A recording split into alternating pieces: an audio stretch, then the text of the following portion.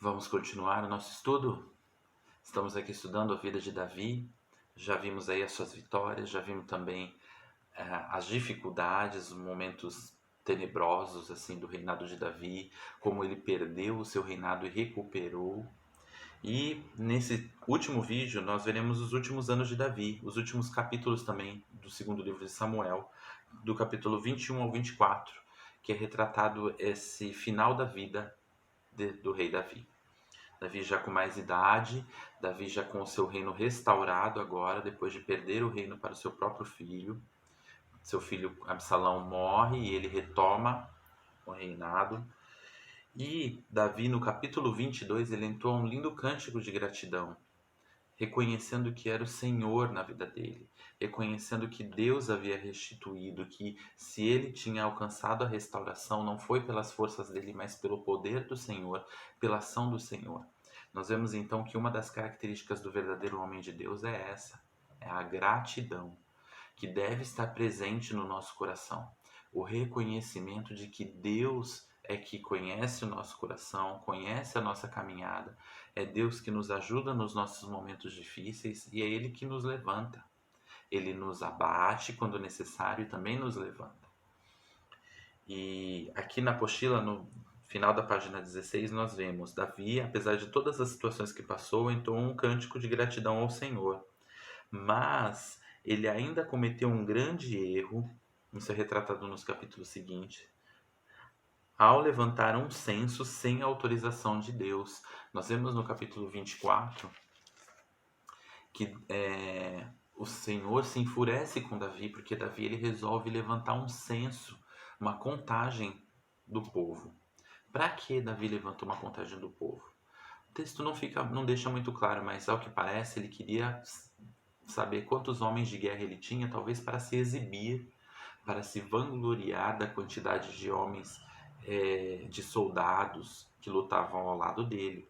O texto só é claro em dizer que o Senhor não se agradou dessa contagem. É interessante que até Joabe, que era o seu general, percebe que isso não era algo adequado de se fazer, mas Davi insiste, talvez movido ali pelo seu orgulho, talvez movido ali por uma sensação de segurança. Poxa, agora eu sou rei, agora eu tenho meu reino restaurado, agora eu posso ser reconhecido como um grande rei.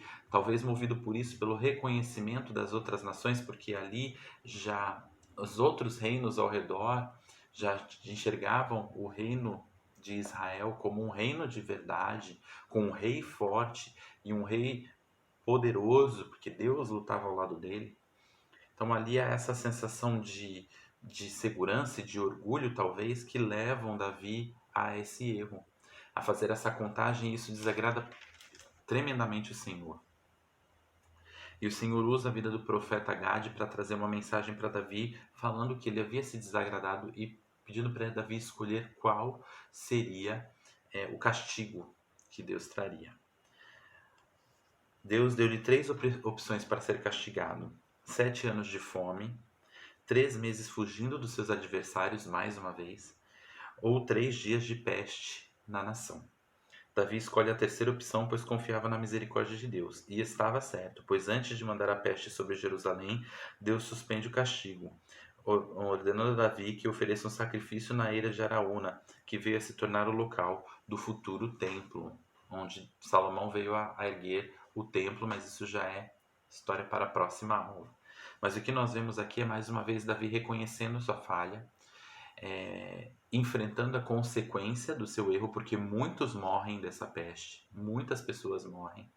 Mas aí ele vai e ele oferece algo a Deus, ele faz um sacrifício ao Senhor, e é interessante que ele usa o texto que é bem conhecido,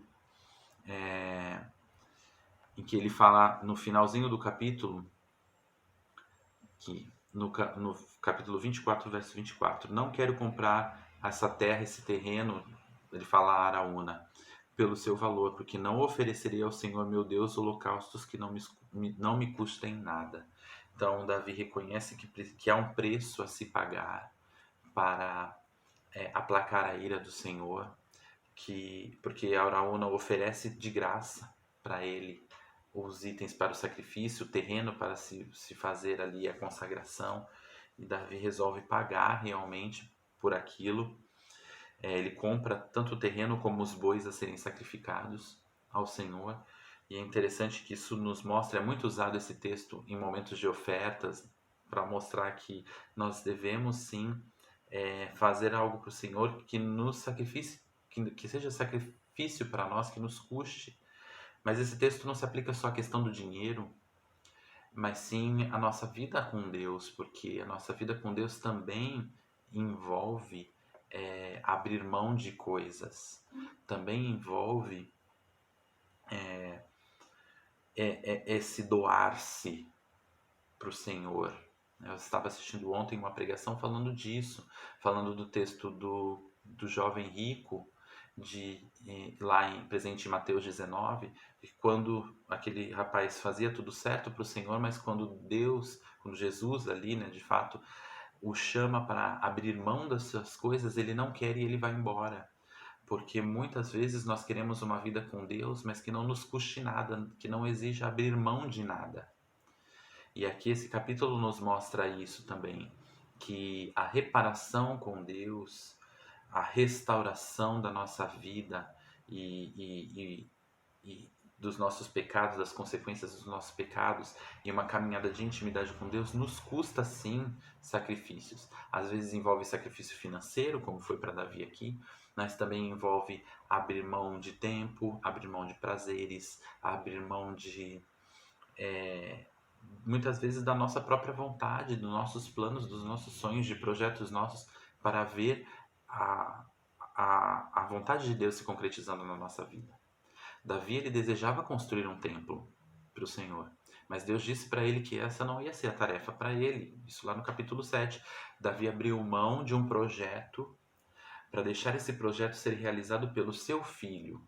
Ele preparou tudo, ele comprou os materiais, ele conseguiu o terreno, aqui no capítulo 24, mas ele não executou, porque Deus havia dito que isso não era tarefa para ele.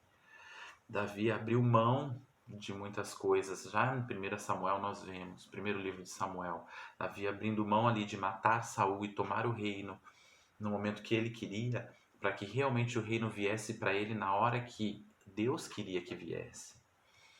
Então nós vemos na vida de Davi, como eu falei no início, no primeiro vídeo, um exemplo de como nós, homens e mulheres de Deus, devemos ser. Eu acho que essa é a maior lição desse livro.